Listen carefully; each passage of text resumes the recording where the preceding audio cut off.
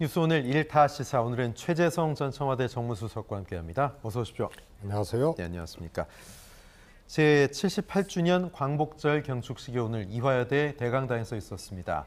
이 자리에서 윤 대통령은 우리의 독립운동은 자유민주주의 국가를 만들기 위한 건국운동이라고 설파했는데요. 영상 직접 확인해 보시죠. 우리의 독립운동은 국민이 주인인 나라, 자유와 인권, 법치가 존중되는 자유민주주의 국가를 만들기 위한 건국운동이었습니다. 단순히 빼앗긴 국권을 되찾거나 과거의 왕정국가로 되돌아가려는 것이 아니었습니다. 자유와 인권이 무시되는 공산 전체주의 국가가 되려는 것은 더더욱 아니었습니다. 따라서 우리의 독립운동은 인류 전체의 관점에서도 보편적이고 정의로운 것이었습니다.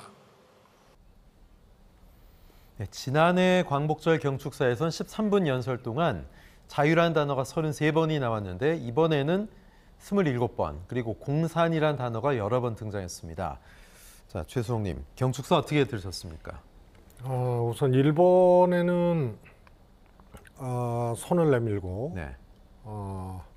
우리 대한민국에는 국민 통합이나 이런 것을 등져버리는 갈라치기 연설이라는 생각이 들었습니다.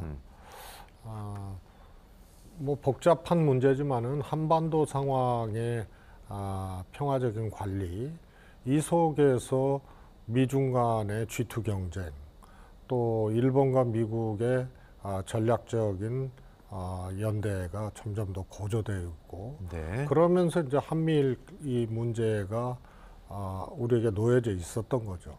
그래서 이게 복잡한 방정식이에요. 그래서 G2 경쟁에 그냥 우리 한반도 상황을 전제하지 않고 그냥 빨려 들어가거나, 네. 한미일 동맹이라는 이 군사 동맹과 같은 이런 미국의 전략에 그냥 빨려 들어가거나 이런 것들이 결국은 한반도 상황을 안정적으로 평화적으로 관리하는데 위해 요인일 수도 있거든요. 예. 이 속에서 방정식을 푸는 게 우리 외교고 안보여야 되는데 너무 일방통행식으로 갔다. 그리고 새롭게 등장한 오늘 워딩이 있죠.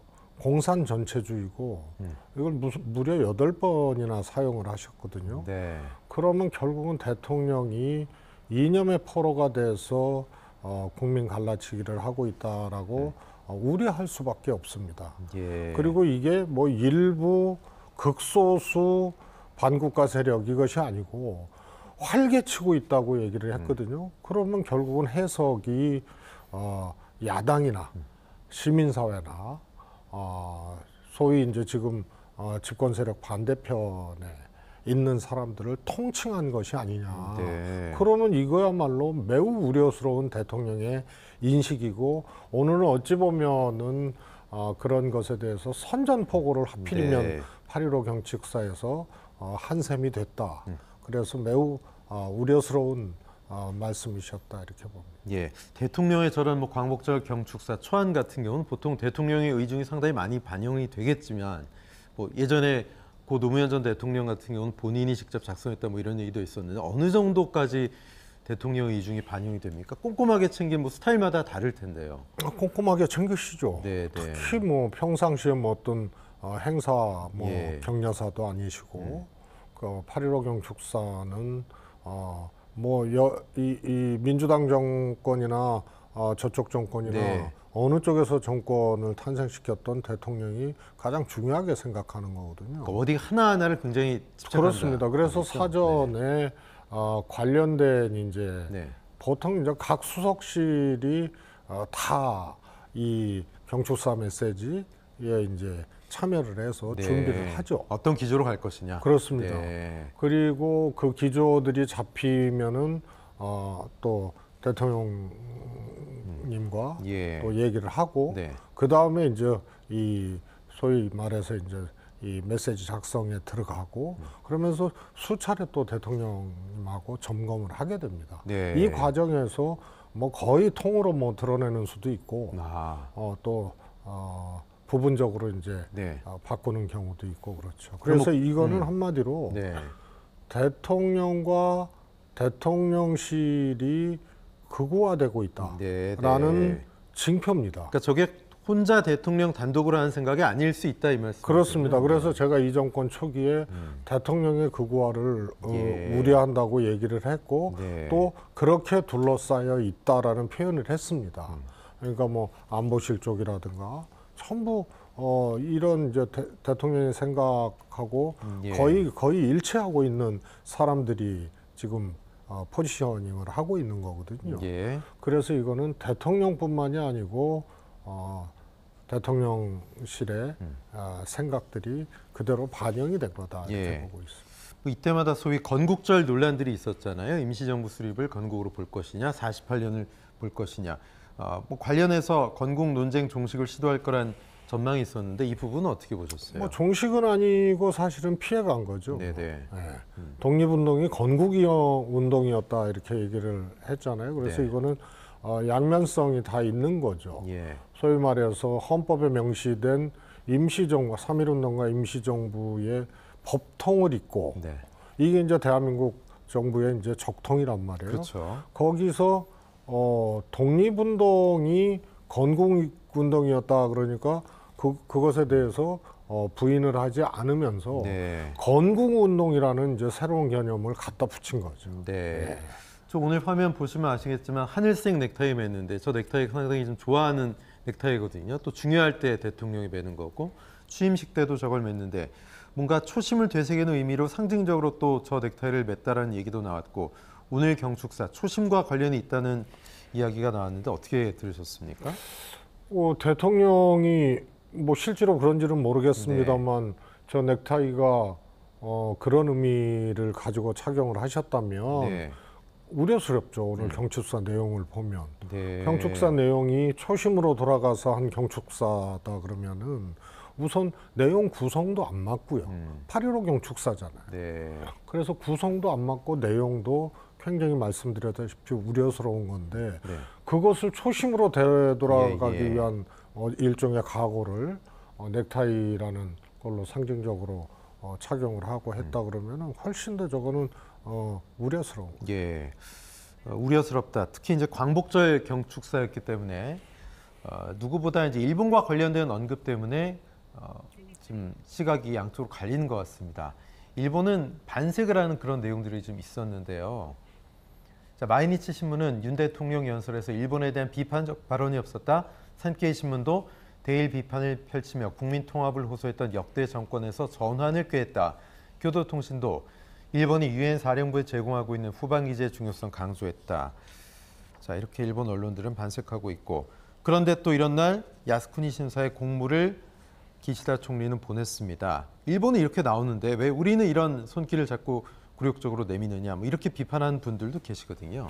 그 이해가 안 가죠. 네. 그래서 일본하고 우리가 적대적으로 무조건 지내고 네. 모든 사안을 그런 적대적 관점에서 해석하고 대일 외교를 하라는 게 아니거든요. 예.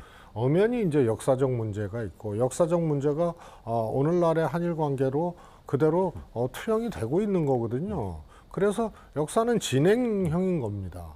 그리고 한쪽에 말씀드렸다시피 일본과 미국의 안보 전략이나 이런 것들이 일치를 하면서 특히 이제 21세기 들어서서 일본의 미국 입장에서 본 전략적 가치, 중국 견제라는 이런 것들이 이제 굉장히 고조되면서 사실 한일 간의 역사 해석도 미국이 과거에 보였던 그런 거하고 조금 애매모호해지거나 어떨 때는 또 일본을 조금 두둔하는 네. 뭐 이런 것으로까지 이렇게 변질이 돼 왔거든요. 그 줄타기하는 느낌이 좀 없지 않아 있죠. 이게 현실입니다. 예. 이 속에서 우리가 한미동맹 속에서도 G2 경쟁, 특히 무력적 경쟁이나 혹은 군사 위기를 고조시키는 이런 경쟁에 우리가 무조건 빨려 들어가지 않고 그러면서 또 한미동맹을 지키고 네. 그래서 복잡한 방정식이라는 거예요. 근데 일본 문제에 대해서 이렇게 허망하게 그냥 다 내주고 그러면 우리가 갖고 올 수 있는 게 뭐냐 이거예요. 그래서 이건 실리도 없고 명분도 없고 역사는 우리 스스로 그냥 지워버리는 이런 이제 잘못된 판단을 하고 계신 거고요. 상대가 있잖아요. 일본이잖아요. 일본은 지금 전혀 미동도 않고 있어요. 그리고 오히려 저희들이 보기에는 야스쿠니 신사가 그러니까 A급 전범이 합사된 거 아닙니까? 우리나라 분들도 계세요. 이걸 합사된 데에 공무를 복납하고 이걸로 응답을 했단 말이에요. 전쟁에 대한 반성이 전혀 없다는 그래서 얘기잖아요. 문을 열어줘도 이것은 심하게 열어준 거고 일본에 대해서 아무 실리적 내지는 명분적인 양쪽 측면 다 지금 놓치고 있는 거죠. 근데 주목해서 봐야 될 것이 우리 기억해야 될 것이 사실 어느 순간인가 일본이 이렇게 됐거든요. 그래도 과거에는 독도 도발도 하고 뭐 여러 문제가 있었습니다만 기본적으로 식민지 역사에 대해서는 일본이 큰 소리를 못 쳤어요. 그렇죠. 그리고 고노다마라든가 뭐 이 오부치라든가 그러면서 사과의 이제 기조는 갖고 왔던 거거든요. 이게 그냥 어느 날 갑자기 뒤집어진 건데 이것이 미국과 일본의 안보 전략적 가치들이 일치하면서 일본의 군사 안보적인 미국 입장에서 이 가치가 올라가면서 이게 이렇게 된 거예요. 그래서 심지어는 일본 정부에서 고노다마도 재해석하자해서 조사위원회 만들고 이러면서 사과도 없고 반성도 없고 조치도 없고 이제 뒤집어 이렇게 부정할 수도 있겠네요. 나중에 어떻게 될지 지금 모르겠지만. 그렇게 된 거죠. 고노다마라는 것이 고노다마를 통해서 일본의 구체적이고 명시적인 사과가 나온 거거든요. 그래서 일본 정부가 조사위원회를 만들어서 위안부 문제가 일본 군부의 개입이 있었는지 없었는지를 조사를 해서 있었다라고 얘기를 하고 사과를 하고 그리고 이것이 기억되도록 후세에 교육시켜야 된다는 것까지 그 조사위원회에서 일본 측이죠. 놀라운 일이에요. 지금 되돌아보면. 근데 이거를 완전히 뒤집고 해서 어느 순간 이렇게 된 거고 이게 미국의 안보 전략하고 무관한 것이 아니다. 지금 말씀하신 미국의 안보 전략과 무관하지 않다. 바로 이제 18일에 캠프 데이비드에서 한미일 정상회담이 있기 때문에 8.15 광복절인데도 불구하고 사전에 어떤 정지 작업 차원에서 그게 얼마나 큰 이벤트길래 이런 내용들이 나오면서 분위기를 띄우는 건지 모르겠습니다. 그만큼 한미일 안보 협력이 광복절의 메시지보다 더 중요한 겁니까? 어떻게 보십니까? 다 중요하죠. 네. 그런데 이미 이제 일본 문제에 대해서는 아예 우리가 사실 전략을 상실했어요. 전략을 포기한 거죠. 그래서 오염수 문제도 그렇고 또 과거사 문제도 그렇고 그래서 일본에는 그냥 내주는 거예요. 그런데 이것이 미국으로서는 굉장히 이 환영할 만한 일이죠. 그동안은 말씀드렸다시피 미국 입장에서는 일본의 안보적 존재 가치가 높아지면서 일본하고는 아주 굳건하게 했단 말이에요. 그게 중국 견제 때문에 그런 거거든요. 그런데 한국은 한반도 상황이 있기 때문에 이걸 평화적으로 관리해야 된다는 그것 때문에 한미동맹 하면서도 G2 경쟁 뛰어들진 않았어요. 그 유명한 얘기가 WMD, 미국 중심의 미사일 방어 체계에 우리가 안 들어가는 거거든요. 이거 들어가면 이제 난리가 나는 거예요.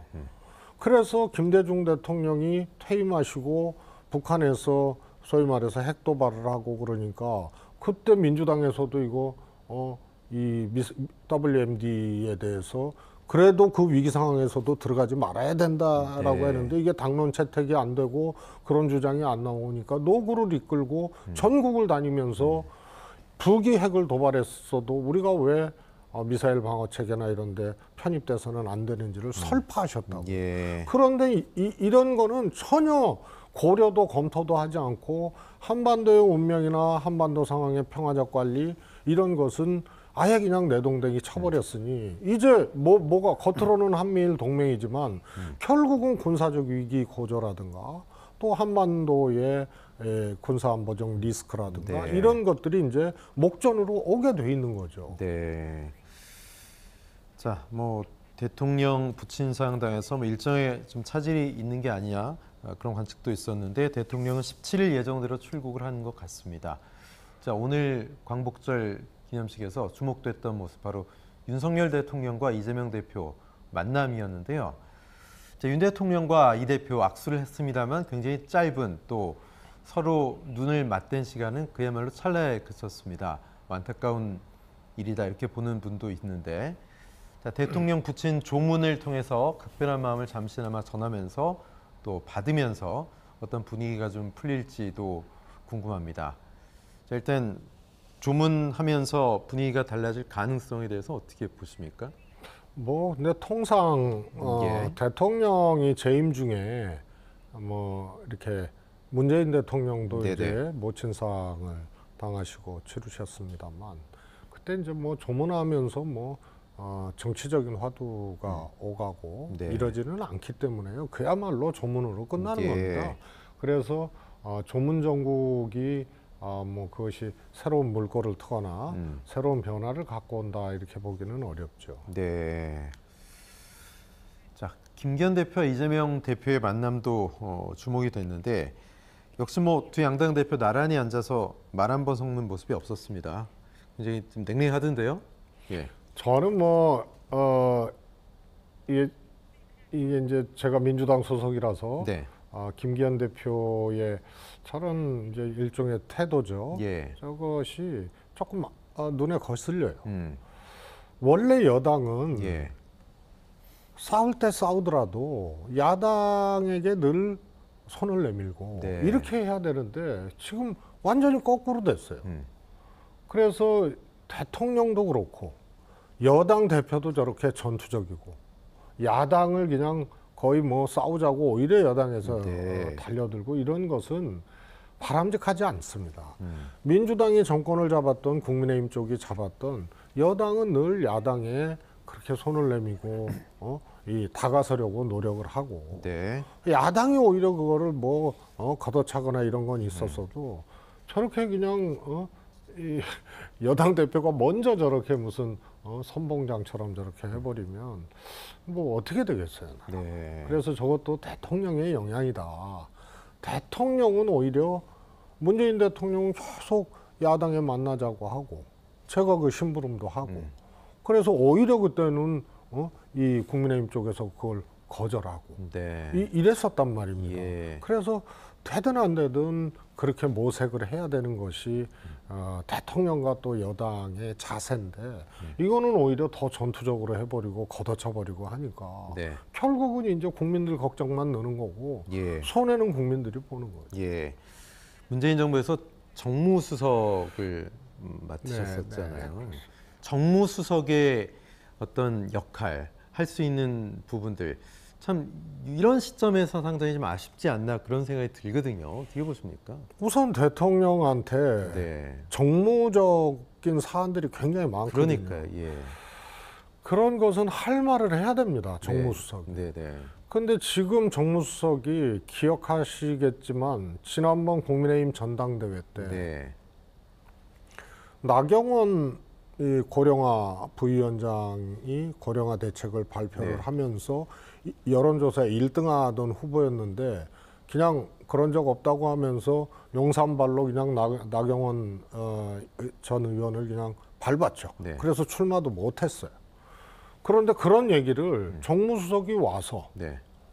당의 비공개로 이렇게 전하는 것은 좋지만 기자들한테 아예 그냥 브리핑을 네. 해버렸어요. 예, 예. 저 깜짝 놀랐어요. 그렇게 하면 안 되거든요. 네. 대통령의 뜻이 어떻든 간에 비공개로는 할 수 있습니다. 그 내용이 옳고 그름을 오프 더 떠나서. 레코드로. 근데 아예 정무수석이 그걸 내놓고 얘기를 해버리면 대통령의 정무적 사안에 대해서 건의하고 네. 때로는 상쇄하고 조정하고 할 수 있는 주체가 그렇게 그냥 나서서 그렇게 해버린 거예요. 그래서 네. 정무 기능이 저는 사실상 없다. 그 이유는 대통령한테 정무적 사안이든 뭐든 함부로 말을 못하는 말조차를 못하는 상황이 충원을 아닌가 못하고 직원을 못한다. 네. 그 다음에 지방자치 기능이 있어요. 아마 예. 지금도 그럴 겁니다. 정무수석실 기능이 정권마다 조금씩 이 편제가 달라지고 했는데요. 네. 저 있을 때는 자치발전, 지방자치단체와의 관계 또 일 이런 것을 해나가는 것도 정무수석실에 있었어요. 예. 그러니까 이번에 잼버리 대회도 정무수석실 업무예요. 여러 수석실이 관여가 돼 있겠죠. 네. 문화나 홍보 이쪽도 관여가 돼 있겠고, 그런데 외교 쪽도 관여가 돼 네. 있겠고, 그런데 이건 정무수석실이 지자체 사안을 업무를 하는 거기 때문에 정무수석실 책임이 제일 큰 거예요. 네. 그래서 주로 그런 일반 정무적 사안과 이런 지자체 관련된 일을 하는데 전혀 지금 이런 것들이 안 보이고 있다는 거예요. 정무적 기능이 사실상 실종이 제가 되어 있는 보기에는 상태다. 스톱된 예. 거고요. 정무수석실은 대통령하고 이런 사안에 대해서 자신 있게 얘기를 하고 네. 대통령과 다른 의견이 있어도 건의하고 이래야 되는데 이게 상실되지 않았나 싶고요. 그것을 지난번에 국회 와서 지금 정무수석이 이 비공개로 해도 논란이 될 만한 일을 아예 내놓고 그냥 해버리는 것이 예. 그냥 대통령 생각을 그냥 그대로 따라하고 그냥 거기에 그냥 이 뭐라 그럴까요? 무릎 꿇고 그냥 수행하는 그런 정도가 아닌가 싶어요. 알겠습니다. 자, 이번에는 8.15 광복절 특사가 있었죠. 윤석열 정부 세 번째 특사였습니다. 어제 2,176명이 광복절 특사 확정이 됐습니다. 상당수 재계 인사들이었고요. 자, 그 가운데 눈에 띄는 정치권 인사 바로 김태우 전 강서구청장입니다. 자, 문 정권의 비리 고발 4년 8개월이 지나서야 온전히 명예를 되찾아 정치 재판을 바로잡아준 윤 대통령께 감사한다. 하지만 끝나지 않았고 이제는 사법부를 심판할 때다 이렇게 얘기하고 있습니다. 자, 물론 야당에서는 김 전 구청장 사면이 상당히 부적절하다. 자, 법적 판단 받은 지 석 달 만에 사면, 또 공익 신고자가 아니다 이렇게 얘기하고 있습니다. 자, 어떻게 보십니까? 우선 아마 처음 있는 일일 거예요. 네. 확정 판결이 나오고 3개월 만에 사면과 복권을 해준 거거든요. 네. 김경수 지사 뭐 기억나시겠지만요. 예. 사면은 하고 복권은 안 된 맞습니다. 상태거든요. 근데 사면도 의미가 없었어요. 형기를 다 채웠기 때문에 예. 거의 다. 그런데 대법원 확정 판결 3개월 만에 대통령이 사면 복권을 해준 거거든요. 그러면 이거는 우선 사법부를 제가 보기에는 흔든 정도가 아니고 사법부에 대해서 부정한 거예요. 그래서 이거는 유례 없는 일이 지금 발생을 한 거거든요. 그러니까 당사자인 김태우 씨가 정치 재판을 바로잡아준 대통령께 감사하다. 그러니까 스스로들 사법부를 네. 정치 재판했다고 규정한 거고요. 이걸 바로잡아준 주체를 대통령으로 설정을 한 거예요. 정말 기도 안 막힐 노릇이죠. 예. 그리고 이제 사법부 심판이 남았다고 말해요. 사법부를 누가 심판합니까? 그래서 대통령께서 이번에 잘못하신 겁니다. 예. 저거는 대통령의 사면권을 너무 남용했다 차원이 아니고 정면으로 사법부를 부정을 한 거기 때문에 삼권 분립이 엄연한 나라에서 행정수가 아닌 대통령이 저거는 하지 말았어야 될 일을 하신 겁니다. 예. 자, 그런데 민주당이 김 전 구청장의 사면에 대해서 겉으로는 비판하지만 뭐 뒤에선 웃고 있다. 이건 어떤 의미입니까? 저는 그것도 만약에 그게 네네. 사실이라면 네. 민주당의 생각이 조금 저는 잘못된 거다. 짧다고 봐요. 예. 우선은 진짜 강서구청장을 김태우 씨가 나올 것이냐. 예. 저는 그렇게 여권에서 모험을 할 필요가 없다고 보거든요. 네. 이제 본인이 나오고 싶어 하는 거잖아요, 다시 지금. 그죠? 저는 그것도 잘 모르겠어요. 네, 네. 본인이 그냥 일종의 본인 존재에 대한 프로파간다나 이런 차원이 아닌가 싶기도 하고요. 3개월 만에 사면받은 것도 지금 문제인데 바로 구청장 선거 나오고 네. 그러면 구청장 선거 승패를 떠나서 양당이 하면 되는 건데 정치 선거로 완전히 태풍의 눈으로 만들어 놓는 거거든요. 네. 김태우 씨를 출마시키는 순간. 그러면 여권에서 여당에서 국민의힘에서 그렇게 만들 필요가 있느냐. 그러다가 혹시 패배를 국민의힘 구청장 후보가 패배를 하게 되면 너무 타격이 크다. 타격이 큰 거거든요. 네. 그래서 김태우 씨가 출마하느냐 안 하느냐에 따라서 일종의 정권에 대해서 회초리를 드느냐 안 드느냐로 선거의 성격이 매겨지는 거예요. 상징적인 뭔가 재평가. 그렇습니다. 그런 자치단체장 측면? 선거가 네네. 전국에 태풍의 눈으로 등장을 하는 거고 네. 이걸 대통령 및 여당이 굉장한 부담을 느끼는 선거가 되는 거예요. 네. 게다가 패배를 했을 경우에는 그 무게는 엄청난 거거든요. 그거를 김태우라는 한 사람 때문에 하겠느냐. 저는 그래서 오히려 저건 총선용 사면이 아닌가 싶습니다. 예. 그래서 강서구청장이 목적지가 아니고 내년 총선이 김태우 씨의 목적지다. 네. 이렇게 저는 해석이 됩니다. 본인이 뭐 남은 시간을 다시 강서에서 더 의미 있게 뭐 이런 이야기도 당장 10월 보선에 나오겠다는 말보다는 내년 총선에서 뭔가 이 지역에서 다시 도모해 보겠다 이런 의도를 저는 그렇게 해석이 됩니다. 네, 지금 국민의힘 입장도 사면과 선거는 별개다. 최고위원이 이렇게 얘기했잖아요. 그 얘기는 10월 보선의 공천은 좀 희박하다 가능성 이렇게도 해석이 됩니까? 저는 그건 뭐 국민의힘이 정상적인 정당이라면 네, 저는 당연히 김태우 씨 공천을 강서구청장으로 하는 것은 네, 아마 안 할 거예요. 예. 그리고 반대할 거예요. 그런데 대통령이나 용산에서 그거를 하라.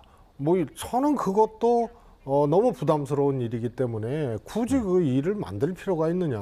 네. 화약고를 만들 필요가 있느냐. 이런 점에서는 비현실적이라고 보고요. 예, 그래서 김태우 씨가 의사 피력을 비록 강서구청장으로 딱 명시적으로는 얘기를 안 했지만 네. 남은 시간 강서구를 위해서 뭐 하겠다는 거는 본인의 이제 정치적인 이제 존재 이유 이런 것을 좀 계속 피력하면서 예.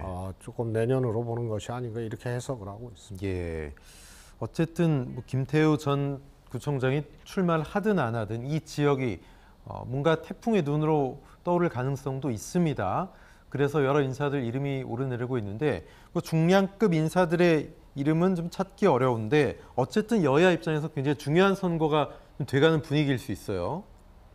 그게 이제 김태우 씨 출마 여부에 따라서 네. 완전히 강서구청장 선거의 몸무게가 달라지는 겁니다. 그러니까요. 예. 그래서 만약에 김태우 씨가 출마를 안 하게 되면 예.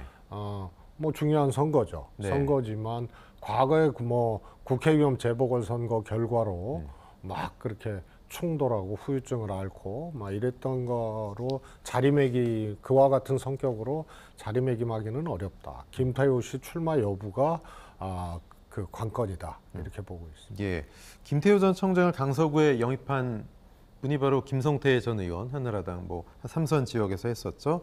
이분인데 강서 지역에서 어떤 정치적 영향력을 다시 행사할 수 있을까? 뭐 이런 시각도 있습니다.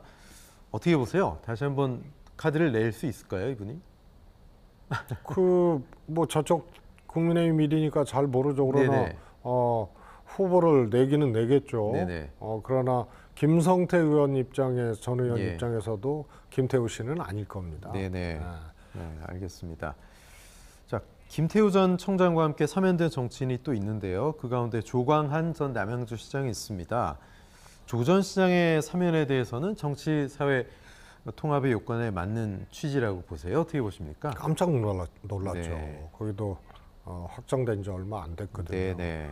그래서 이제 첫 번째 김태우 씨 사면하려고 야당도 하나 끼워 맞추기 한 거다. 역시 이제 확정 선거 석 달 아니, 만이에요. 원래 정치인 사면할 때는 네. 뭐 그런 것을 고려를 하죠. 카드를 맞추니까 비슷하게. 네, 그런데 두 분 다 하여튼 전례 없는 사면이거든요. 네. 그게 김태우 씨 때문에 비롯됐다 하더라도 이것은 올바르지 않은 거예요. 네. 그래서 통상 사면이 이렇습니다. 정치인의 경우에는 한만기를 지납니다. 다시 말해서 총선 때 출마해서 선거법으로 유죄를 받은 자 그러면은 4년 지난 다음에 네.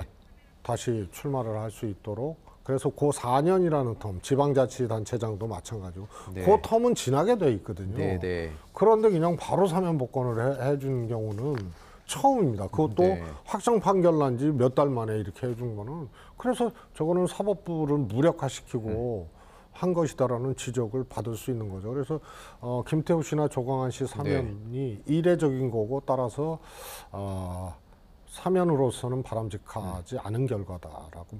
자, 이번엔 민주당으로 시선을 옮겨보면요. 혁신위가 내놓은 혁신안으로 민주당이 여전히 좀 시끄럽습니다. 전해철 의원은 대의원제를 없애면 돈봉투 사건이 없어지느냐. 그런데 왜 지금 이야기하느냐.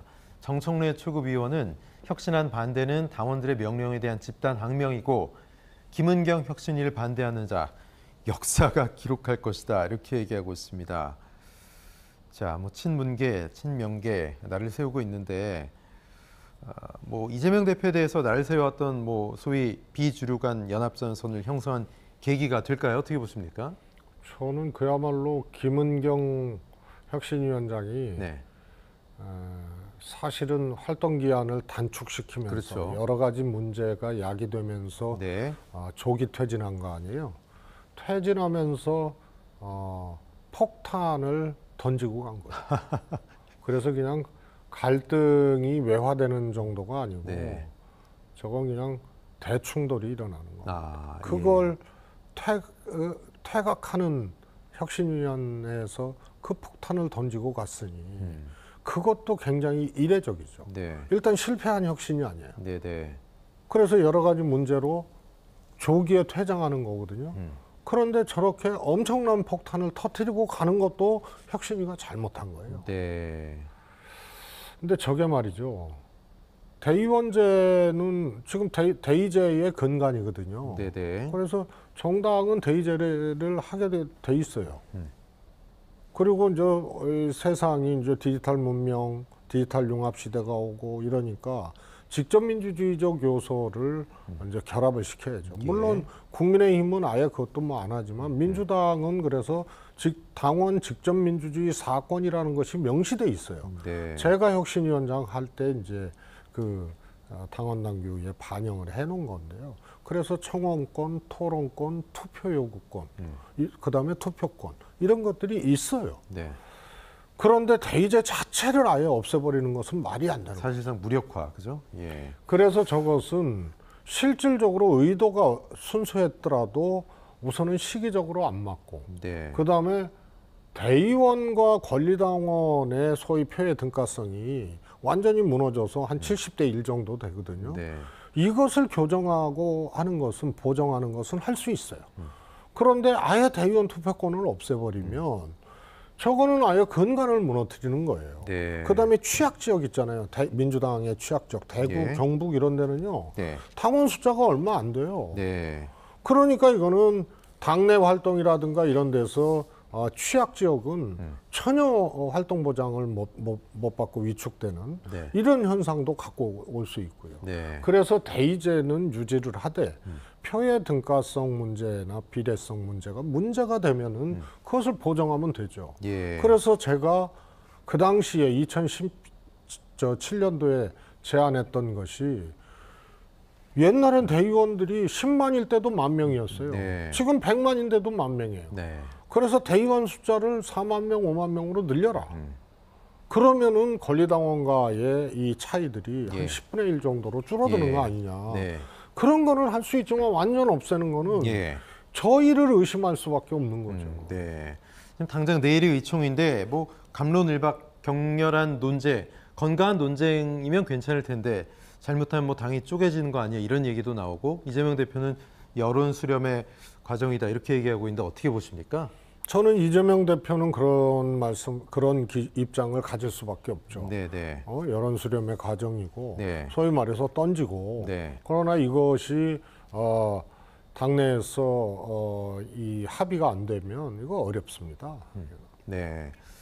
근데 오히려 민주당 이재명 대표가 어떤 스탠스를 보이느냐에 따라서 뭐 소위 이제 시간을 좀 번다 그렇다면 역효과가 나거나 그러지 않을까요? 그에 대해서 어떻게? 우선은 이런 거 아니에요. 네. 혁신위 자체가 이내경 위원장, 첫 위원장 인선부터 꼬이고 네. 여러 가지 문제점들이 이제 본의 아니게 또 나오고 예. 그러면서 조기 퇴각하고 이러면서 이 폭탄 던진 거거든요. 그래서 혁신위에서 이거를 던졌기 때문에 네. 비명계나 혹은 대의원제에 대해서 이건 말도 안 된다고 생각하는 사람들이 더 반발이 커지는 거예요. 네. 그래서 이거는 끌면 끌수록 제가 보기엔 이재명 대표한테 좋을 게 하나도 없습니다. 그 다음에 이렇게 했는데 안 돼도 문제, 돼도 문제거든요. 예. 이런 상황을 관리하지 못하고 만든 것이 네. 결국은 이재명 대표에게 제가 보기에는 타격이 될 수밖에 없는 과정들이었어요. 예.